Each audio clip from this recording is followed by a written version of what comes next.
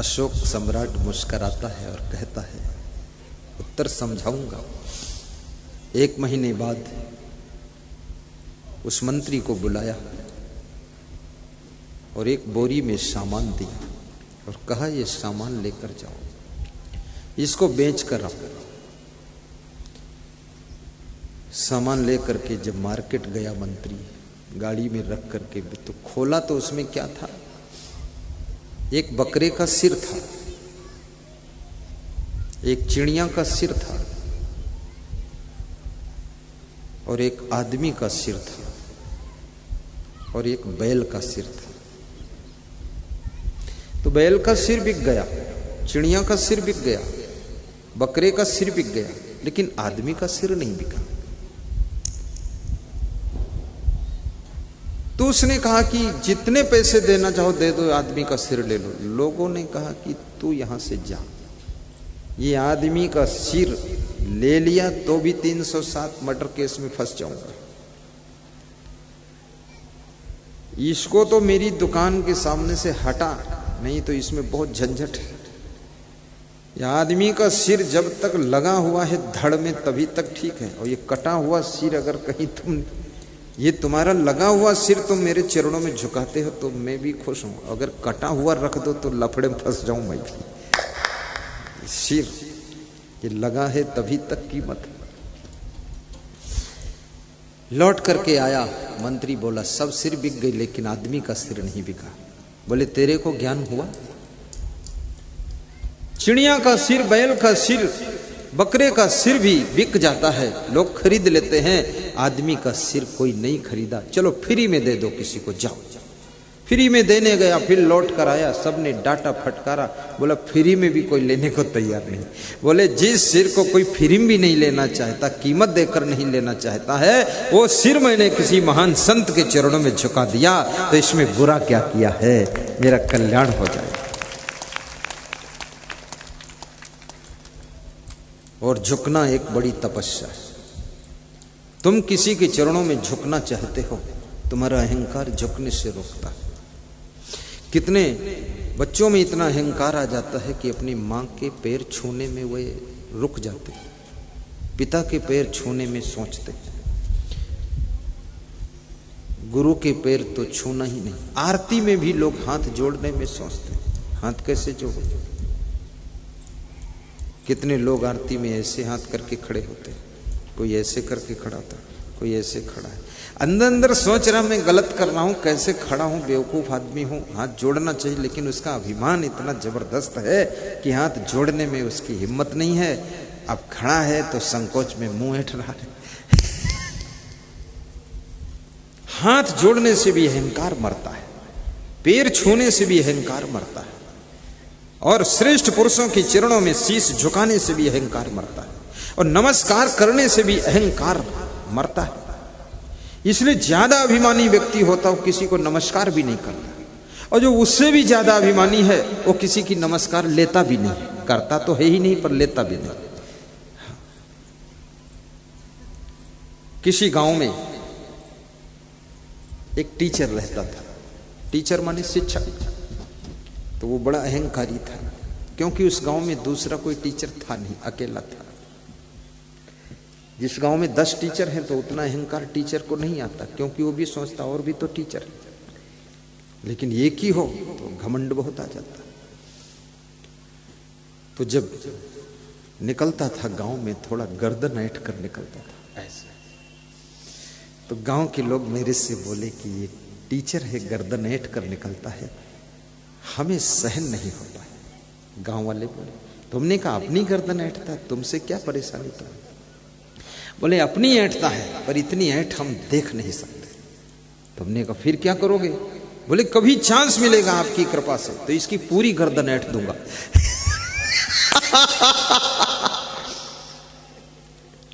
किसी का अहंकार भी तुम ज्यादा नहीं देख सकते, और कोई अहंकारी जब तुमको अहंकार दिखाता है तो तुम्हारे अंदर सोया हुआ अहंकार भी जाग जाता है। तुम्हारे मन में होता हम भी तुमको दिखा देंगे, लेकिन मूर्ख को मूर्खता मत दिखाइए, वो तो वैसा ही हुआ, तू मत हो अयान, वही निर्गुणिया तय गुणवंता मत ये कही में शान।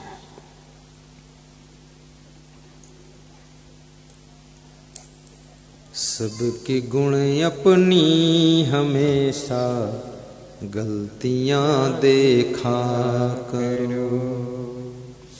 सबके गुण अपनी हमेशा गलतियां देखा करो। अगर सभी में गुण देखोगे तो सबसे तुम्हारा प्रेम हो जाएगा, और अपनी गलतियां देखोगे तो आपका अहंकार टूट जाएगा। बड़ी अच्छी बात कहा है कबीर साहब, कहते हैं बुरा जो देखन मैं चला बुरा न मिलिया कोई, और जो दिल खोजा आपने मुझसे बुरा न होए।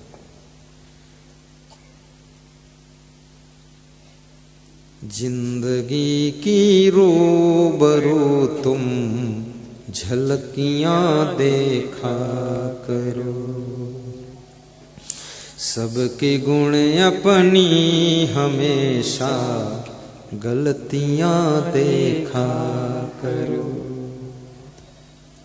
अपने बहू के गुण भी देखो। कम से कम बहू ने आकर के कुछ ज्यादा कर पाए न कर पाए, लेकिन पोता पोती को जन्म दे दिया तो वंश तो चलता रहे, आंगन की शोभा बढ़ गई। भले तुम्हारी बहू थोड़ा आलसी है पर पोता पोती आ गया बस ठीक है, कम से कम आगे की परंपरा चलती रहेगी। अब ये जैसी है मूर्ख है जो भी है, पर इससे अच्छा बच्चा हो गया ठीक है। ये गुण कोई कम गुण है? कम से कम उस बहू ने आकर तुमको सासू तो बना दिया है। कहती तो है सासू जी, अगर वो ना आती तुम सासू भी नहीं बन पाती। तुम्हारा बेटा कम बुद्धि का है, तुम कहते हो ये पूरा गधा है। अब गधा हो या जैसा हो,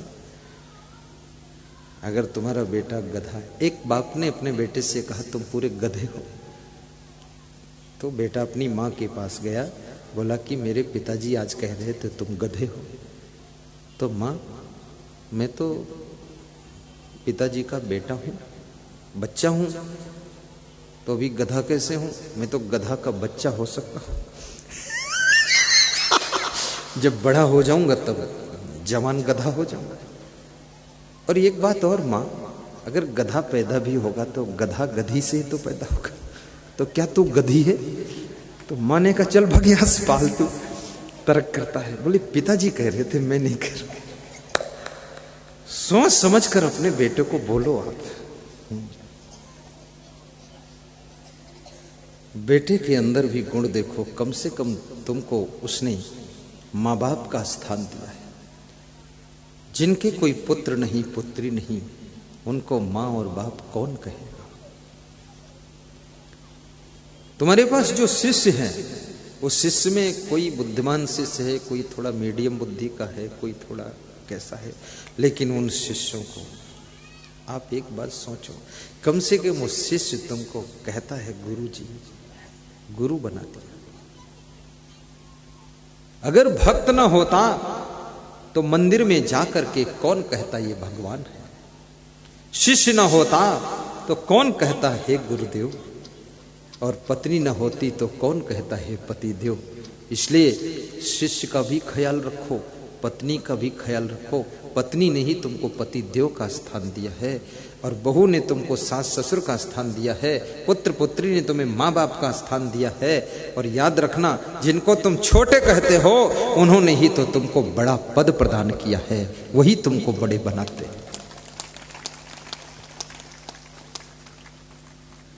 कल सत्संग करूं कि ना करूं? करूं? बोलते क्यों नहीं हैं? कल करना है कि नहीं करना है? जिनकी इच्छा है करना है, हाथ ऊपर को उठाइए, वेरी गुड, नीचे करो। ऐसे कितने लोग हैं जिन्होंने मुझे टीवी में आस्था भजन चैनल में रात को 9 बजे देखा है? वो लोग हाथ उठाओ। वाह, कमाल है। ऐसे कितने लोग हैं जिन्होंने टीवी में देखा है और मोबाइल के यूट्यूब में भी देखा है? वो सब के सब हाथ उठाओ। वाह, बहुत लोग देखे हैं, लगभग 90% लोग देख चुके हैं। तो देख ही चुके थे तो फिर यहां देखने क्यों आए?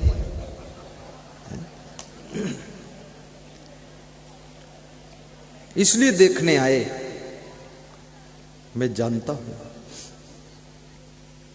कि टीवी में जिनको देखा हूं, चल करके देखूं वैसे ही हैं कि उस डुप्लीकेट है क्या? ऐसा मेरे मन में भी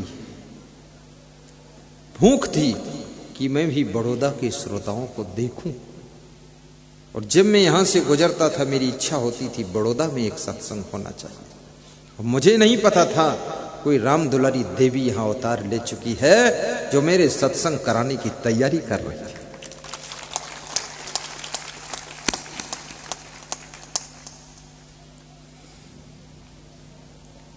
साहिब बंदगी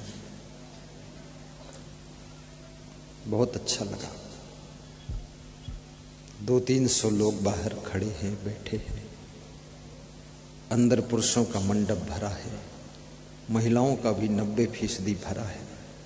महिलाएं थोड़ा सट के बैठी हैं, कल थोड़ा हट के बैठना, थोड़ा दूर दूर। नारी का स्वभाव कोमल होता है, वो सबको चिपट के बिठा लेती है। और पुरुष को कोई टच कर दे तो कोहनी मार देता, हट उधर।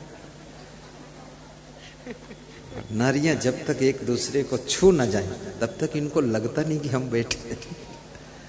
सब हिल मिल के कंधा में कंधा मिला के बैठ जाते। ये तो खैर मैंने सांसद और विधायिका और मिनिस्टर नारी को देखा, वो भी उसी में घुसड़ के बैठ जाती।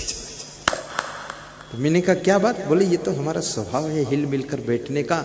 जैसे मधुमक्खियां मधुमक्खियां एक छत्ते पर 10,000 लाखों बैठ जाती हैं हिल मिल करके, तो अनेक फूलों के रस को मधुरस बना देती हैं। लेकिन मक्खियां कभी झुंड के झुंड नहीं बैठती हैं, इसलिए कभी मधुरस नहीं बना पाती हैं। याद रखना, तुम्हारे घर में अगर मधुर रस घोलने वाली हैं तो ये मधुमक्खियां हैं, ये नारियां हैं जो घर के जहर को भी मधुरस में बदल देती है।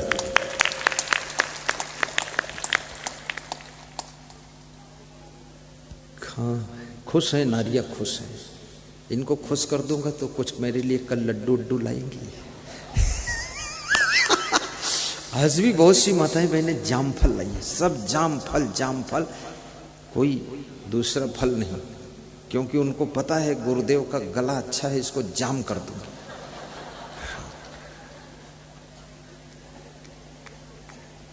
और कुछ महिलाओं ने गेहूं ला कर दिया कि कभी कुछ ना मिले खाने को तो गेहूं भिगा कर चबा लेना।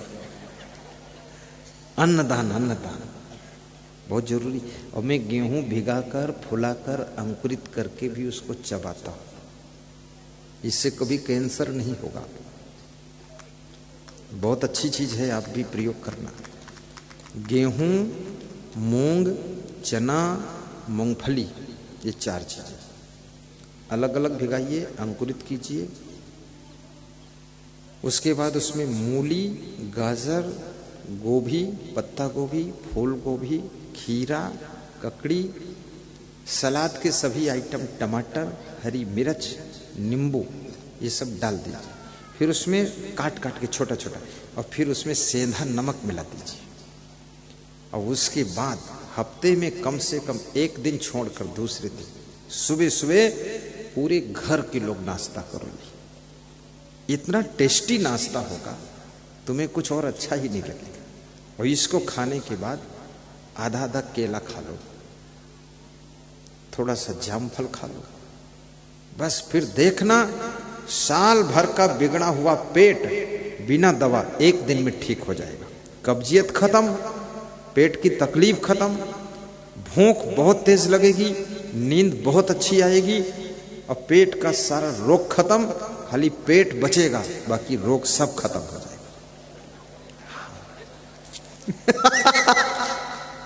और रोज खाओगे अगर तो फिर पेट भी खत्म हो जाएगा। रोज नहीं खाना है, 1 दिन छोड़ के। ज्यादा ठंडी का मौसम हो उस दिन नहीं खाना, गर्मी के मौसम में ये चीज खानी है, पेट के लिए बहुत अच्छी चीज है। और जो लोग चाहते हैं कि हमको मौसम परिवर्तन में थोड़ा बीमारी आती है, उससे बचना है तो पंच तुलसी का रस आता है। पंच तुलसी का रस 10 बूंद पानी में डालकर 1 गिलास सुबह पी लो तो मौसम जो परिवर्तन होता ना, सर्दी जुकाम फीवर आता, वो नहीं आएगा। और यहाँ सामने वो श्री चेवन आयुर्वेद कंपनी की दुकान पर मिल जाता है, मैं ले चुका हूँ। 1 सीसी 6 महीने चलती है, बहुत सस्ता भी है, अच्छा है, बड़ी अच्छी दवाएं उनके पास में है। मैं उनका एक आंवला सुरस पीता हूँ, आंवला रस, पता नहीं है उसके पास कि नहीं अब, लेकिन सुबह उसको डालकर 30 मिलीलीटर और 30 मिलीलीटर गरम गरम खौलता पानी और पी लो, पेट की आंतों के सारे रोग खत्म, बहुत सुंदर। और बुढ़ापा आने से ब्रेक लगा देगा आंवला।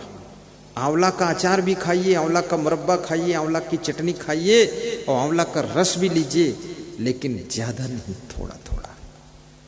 ऐसा नहीं कि अब बुढ़ापा रोकेगा तो रात दिन उसी खाओ, तो बुढ़ापे से पहले ही मर जाओगे। बुढ़ापा रुकने की जरूरत नहीं, तुम ही नहीं रुकोगे, नुकसान करेगा। थोड़ा ही खाना चाहिए। आंवला बहुत, आंवला को रसायन कहा गया। हरड़ को मां का स्थान दिया गया है। जैसे मां तुम्हारे शरीर के हर अंग का ख्याल करती है, ऐसे यदि हरड़ खाते हो तुम, हरड़ होती है, आपके शरीर के सब अंगों को ठीक रखेगी, इसलिए हरड़ भी थोड़ी खाया करो। 2 लौंग भी रोज खा लो तो लकवा अटैक पैरालिसिस नहीं होगा। 2 लौंग मुंह में रख लो, उसका रस चूसते रहो। और ये भी याद रखना, यदि आप सत्संग सुनोगे तो आपके मन में बीमारियां भी नहीं आएंगी। और सत्संग की पुस्तकें पढ़ोगे, जैसे जीने की राह एक पुस्तक है, सुख की खोज दूसरी पुस्तक है, बरसे कम्बल भीजे पानी तीसरी पुस्तक है, और जैसे भजन माला है, विचार माला है,